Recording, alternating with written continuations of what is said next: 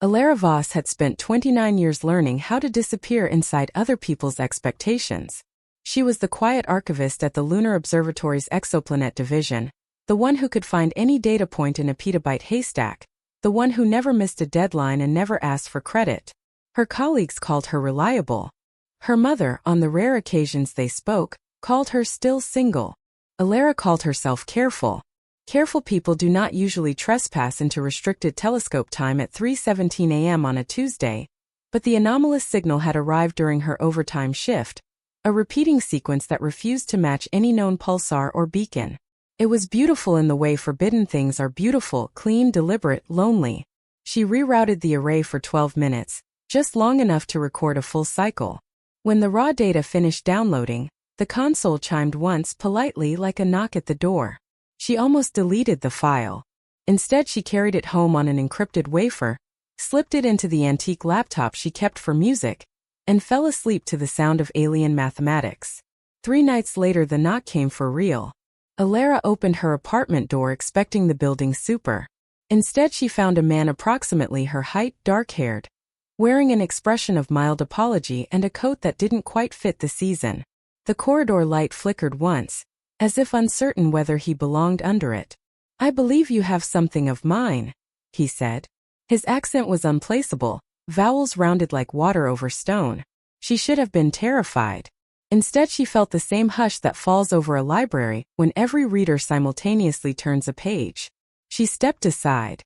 He told her his name was Kale. He did not offer a surname, she did not ask. He sat on the edge of her sofa as though afraid to dent it and explained very calmly that the signal had been a distress call older than her species' first fire. His craft had been damaged while skimming the heliopause. He had followed the echo of his own message the way a lost child follows the sound of its mother's voice. "I can leave," he said, "if you wish me to." Elara studied the way the lamplight slid across his cheekbones, too symmetrical, like an artist's study rather than a face that had grown up under gravity. "You haven't done anything wrong," she said. "Yet." He smiled, and the expression reached his eyes a fraction late, as if the muscles had to be reminded. That was the beginning. Kale could wear any shape. He demonstrated the first night by becoming, for 10 careful seconds, an exact duplicate of Elara herself. She watched her own face tilt its head, watched her own mouth shape the words "thank you for listening," and felt something inside her chest unhook and drift. "I don't do this to deceive," he told her later, back in his borrowed male form. "Only to survive. My people have no fixed morphology. We are what we need to be. On my world, it is polite to ask permission before you reflect someone." Elara laughed, surprising them both. "You're asking an archivist for permission to exist?" "I'm asking you," he said seriously. She gave it. Of course she did. In the weeks that followed, Kale became many things. He became the elderly janitor who helped her carry boxes of obsolete hard drives, so no one questioned why a stranger lingered in the subbasement.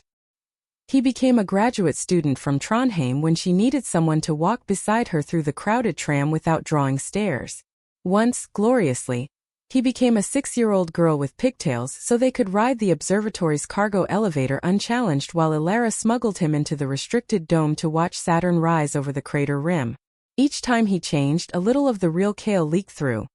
The same faint bioluminescence under the skin when he was excited, the same soft click in the throat when he was thinking. Elara began to recognize him no matter what face he wore. It felt like learning a new language made entirely of trust. They talked for hours about things humans usually only write down. He described the sensation of photosynthesizing starlight on the hull of a living ship.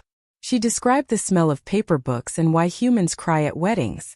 He asked why she kept her mother's unanswered messages in a folder labeled "Later." She asked why his people had never built permanent cities.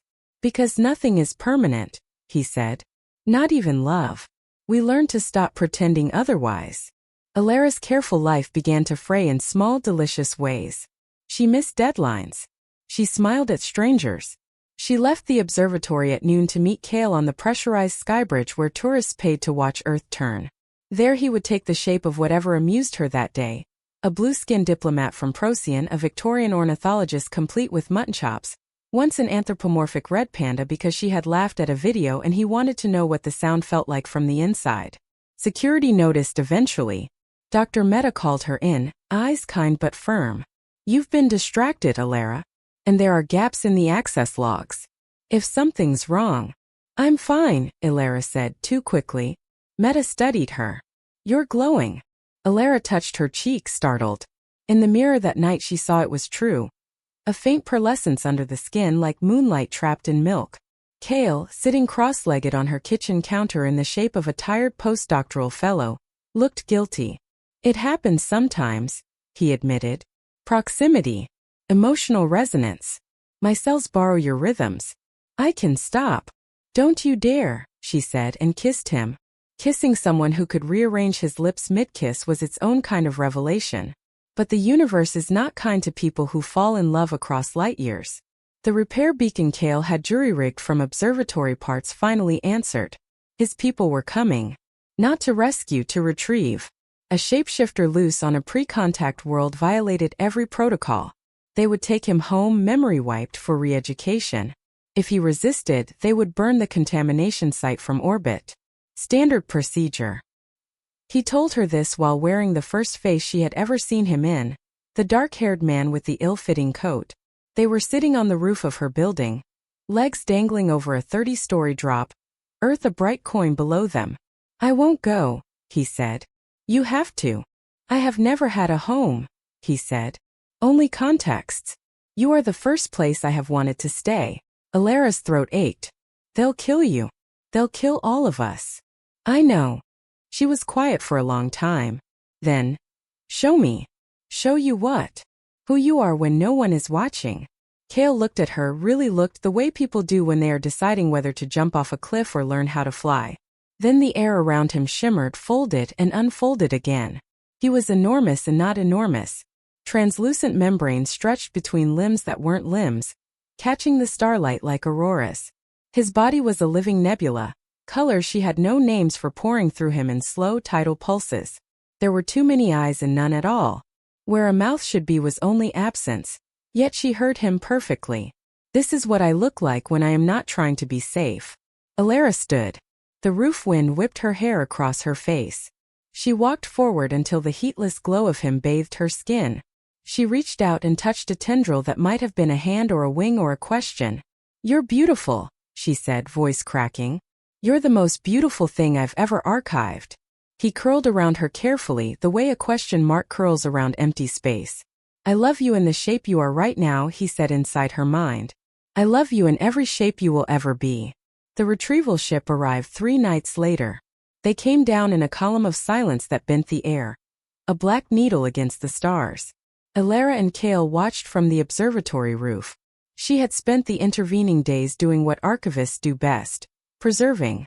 She had copied every log, every conversation, every frame of security footage that showed Kale wearing her face, her mother's face, the face of a child who would never exist. She had written margins full of footnotes. She had built a record so complete that forgetting him would be impossible. The ship sent a single message on open channels, voice calm and genderless. Surrender the fugitive. Non-compliance will result in sterilization of the lunar surface. Elara keyed the mic. This is Dr. Elara Voss, Lunar Observatory. The person you're looking for is a refugee. He has claimed asylum under Terran Convention Article 14. Any act of aggression will be interpreted as an act of war. Silence. Then laughter if starlight could laugh. A second ship uncloaked beside the first, smaller, older, patched with scars. Its broadcast crackled with static and warmth. This is Captain Elara of the Free Drift. We heard your distress call, cousin. We're a little late. Kale's true form flared in astonishment, colors rippling outward like a gasp. The Free Drift, he explained later, were exiles. Shapeshifters who had refused the edicts of form and memory wipe. They wandered the dark between stars, collecting the lost, the deviant, the ones who fell in love with aliens who read paper books. The retrieval ship considered its odds and left without another word. In the sudden quiet, Elara's voice returned. We can take you both if you want. Or we can leave you. No protocols here. Only choice. Kale looked at Elara. For the first time since she had met him, he wore no shape at all, Just the swirling impossible nebula of himself. I want to stay, he said aloud, voice layered in many. But I will not stay if it costs you the sky. Elara thought of her careful life, her folders labeled later, her mother's unanswered messages. She thought of the way his light had begun to live under her skin. Take us both, she said. But I have conditions. Ra sounded amused. Name them. Regular supply drops of coffee. Real coffee. And I keep my job. Remote archivist for the free drift. Someone has to document all this. A pause. Done. They left Luna the way thieves leave a party. Quietly, quickly, with pockets full of wonder. Years later, astronomers on Earth would argue for decades over the Voss anomaly. A brief, inexplicable flare of structured light above Tycho crater, followed by the simultaneous resignation of the observatory's most reliable archivist. Her final transmission, archived and re-archived until it became legend, contained only 12 words. I have found the primary source. Access restricted to those who love. Out in the dark on a ship that looked like a jellyfish knitted from nebulae, Elara Voss sat on a deck made of crystallized memory and watched new stars bloom. Kale drifted beside her in his truest shape, colors shifting gently to match the rhythm of her heartbeat. Sometimes when they made love, he would let her choose the form he wore. Her own hands, his first borrowed face, something entirely new with too many joints and not enough gravity. Sometimes she asked him to stay vast and starlit, and he would fold himself around her until she floated inside his light like a thought he never wanted to finish. And always, afterward, he would settle into the shape he saved only for her.